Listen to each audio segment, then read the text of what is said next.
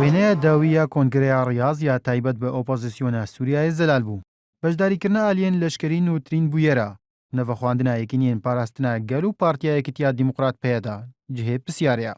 وڵاتی سعودیە دەمەها دەربازبووی دەڕاگهاند گۆدێت دوێ مێهێدە مێڤانداریە کۆنگرەیەکە ئۆپۆزیسیۆنە سووریای بکە ji bo هەڵبژاردن و دەستنیشانکردنا şanda ئۆپۆزیسیۆنە سووریای وەک çawa bilgenameya Vîyena dû dê çardê meha derbasbûyî de diyar kiribû dago danûstandinan digel şanda hikûmeta Sûriyayê li Cinêfê di destpêka sala dahadî de bike. Ji bo careyekê di heyama 4 salên derbasbûyî de nûnerên opozîsyona siyasiya Sûriyayê ya navxwe û derve û grûpên leşkeriyên cuda cudayên Sûriyayê lê serî yek mêzê dicivin ji bo lihevkirin lê sernerîneka hevbeş derbarê krîza Sûriyayê û ji meha azara sala 2011 ve berdewam e.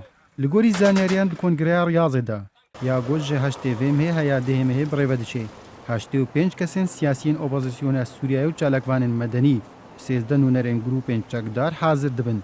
Di nav de 5 siyasetmedarên Kurd jî bejdar dibin. Got her yek ji Abdulhekîm Beşşar û Fuad Alîko, Abdulbasit Seyda, Mustafa Oso û Xelef Dawûdin. Ji vî naviyena dû got di çardê meha derbasbûyî de bi amadebûna şandên hevda welatan û nûnerên Yekîtiya Ewropa û netewên Yekbûyî û Komara Welatên Erebî birêveçû. Dê beyannameya xwe ya dawî de ragihand. Aliyên Vîyena li ser heyameke diyarkirî ji bo pêkanîna hikûmeta veguhêz lê Sûriyayê di heyama 6 mehan de û encamdana hilbijardinan di heyama 18 mehan de lihav kirin. Her wiha welatiyên beşdarbûyî di nav de Siûdîye û Îran û Tirkiye û her pênc welatên civata asayîşiya navdewletî plana encamdana danûstandinên rastexwe di navbera hikûmet û opozîsyona Sûriyayê de dê kanûna duwema sala dahatî de danîn û Kongreya Riyaz mîkanîzmeke ji bo bijardina şan da got dê danûstandinan encam da.